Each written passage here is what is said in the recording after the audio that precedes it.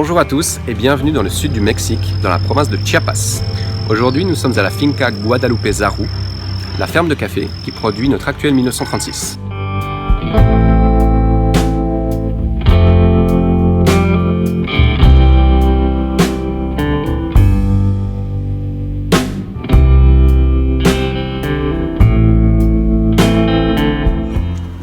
Teddy Esteve, le propriétaire, acheta cette ferme il y a 10 ans avec l'intention de la dédier à la production de café de haute qualité.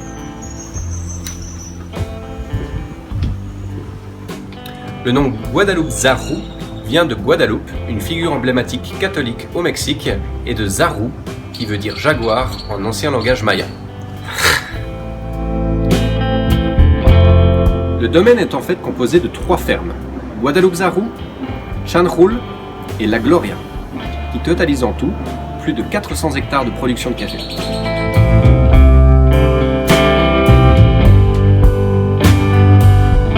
La ferme emploie plus de 200 personnes toute l'année, auxquelles viennent s'ajouter 300 travailleurs saisonniers pendant la période de récolte, de fin octobre jusqu'à début février. De très nombreuses infrastructures sont à disposition des employés, comme une cantine, une église, une infirmerie, des logements, une école pour les enfants et des cuisines ouvertes. Donc la principale variété de café cultivé à l'heure actuelle à Guadalupe Zaru, c'est ce qu'on appelle le Marsellesa. Donc le Marsellesa, c'est une nouvelle variété de caféier qui a fait son apparition il y a 7 ou 8 ans au Nicaragua. Donc autrefois la ferme produisait d'autres variétés telles que le Catuay, le Typica, le Caturra et le Bourbon. Mais il y a quelques années, ils ont switché sur la production de Marsellesa. Alors il y a plusieurs raisons qui ont motivé cette décision. La première, c'est que cette nouvelle variété de caféier est très résistante à la maladie qui s'appelle la roya. Donc, la roya, c'est une maladie qui a fait des ravages il y a quelques années en Amérique centrale. Et voilà, cette variété-là est beaucoup plus résistante que les autres à cette fameuse maladie. La deuxième raison, c'est que la productivité des caféiers, s'ils sont bien entretenus, est très importante. Donc ici, on peut constater sur l'arbre les branches produisent énormément de fruits. Cette variété produit également une très bonne qualité en tasse. Voilà, donc c'est une bonne qualité de café. Donc désormais le Marsellesa représente 80% de la production de café ici à la ferme. Les 20% restants sont des variétés hybrides qui sont en cours d'expérimentation et qui sont développées et qui sont améliorées avec le temps.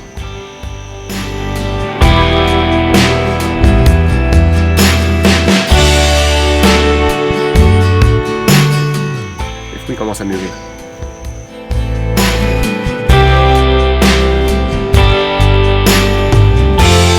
Ici nous avons une des variétés hybrides produites dans la ferme. Les arbres sont facilement reconnaissables par le fait que certaines feuilles sont plus claires que d'autres. Ce café ici a été planté il y a 2 ans et cette année-ci il produit ses premiers fruits.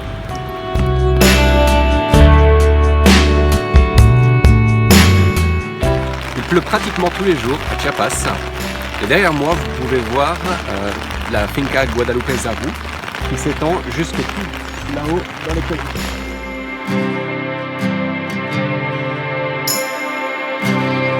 Nous sommes ici dans la nurserie où plus de 250 000 nouveaux caféiers sont cultivés.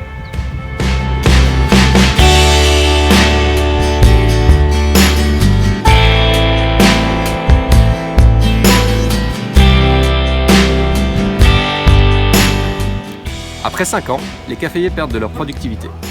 C'est la raison pour laquelle il est important de renouveler les arbres d'année en année.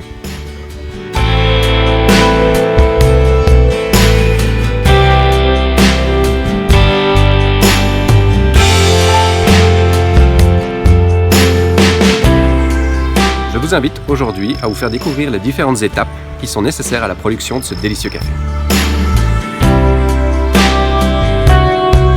À Chiapas, les premières récoltes débutent à la fin octobre.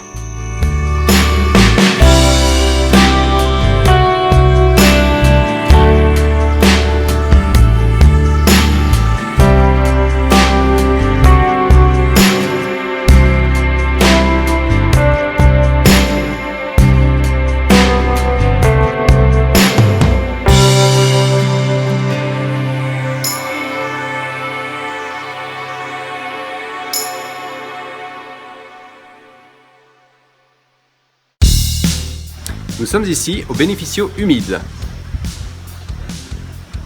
C'est ici que sont apportées les cerises de café après la récolte pour être dépulpées.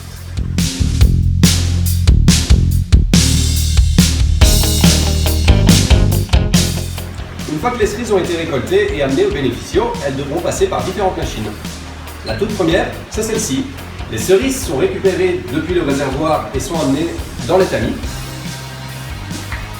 Dans ces tamis, tous les débris vont être éliminés, c'est-à-dire toutes les branches que l'on peut retrouver, les petites pierres, vont passer par ces trous et vont permettre de récupérer les cerises parfaitement propres. Ensuite, elles sont placées dans ces cuves remplies d'eau où la première étape va prendre place, c'est ce qu'on appelle la flottaison. Alors la flottaison est très importante car elle va permettre de séparer les bonnes cerises des mauvaises. Tout simplement parce que les bonnes cerises d'une densité plus importante vont avoir tendance à couler, tandis que les mauvaises cerises à densité plus faible vont rester à la surface et vont être éliminées. Après avoir été triées, les cerises vont être passées dans cette machine appelée des dépulpeurs qui, comme leur nom l'indique, vont permettre de séparer la pulpe du grain. Ensuite, les grains vont être placés dans ce grand cylindre qui va permettre de retirer les derniers résidus de pulpe encore attachés.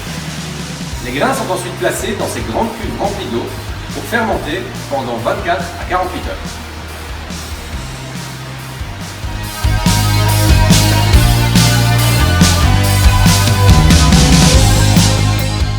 La fermentation va permettre à cette fine pellicule argentée appelée le mucilage de se détacher.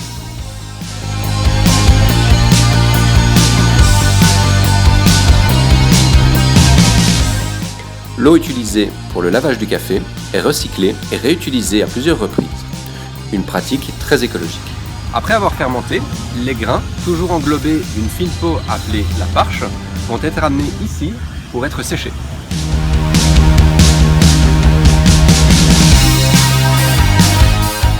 Ici, les grains vont être séchés mécaniquement pendant 40 heures à une température de 60 degrés. Pour ce faire, il faut utiliser un four à bois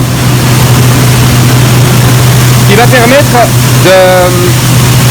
d'envoyer de l'air chaud jusque dans la turbine. Celui-ci est muni d'un ventilateur qui va envoyer de l'air chaud à travers ce gros cylindre.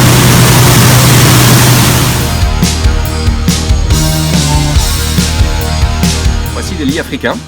Ce sont des tables qui sont utilisées pour sécher le café naturellement à l'air libre. Donc ici on a un exemple de café procédé naturellement. Donc c'est-à-dire qu'en fait ce sont les cerises complètes, mûres, qui vont être séchées pendant 2 à 3 semaines sur ces lits. Et ensuite elles vont être débarrassées de leur peau et de leur pulpe. Donc généralement ce procédé va prendre 2 à 3 semaines pour du café procédé naturellement, donc c'est-à-dire la cerise entière. Et pour du café qui a été lavé, donc qui a été dépulpé et nettoyé, ça va prendre en général entre 1 et 2 semaines. Donc généralement ces tables-ci vont plutôt être utilisées pour des plus petits lots de café qui vont être plus expérimentaux, mais qui vont permettre d'offrir d'autres qualités en tasse. Ça sent vraiment très bon. Après avoir été séchés, les grains sont récupérés, toujours entourés de leur parche.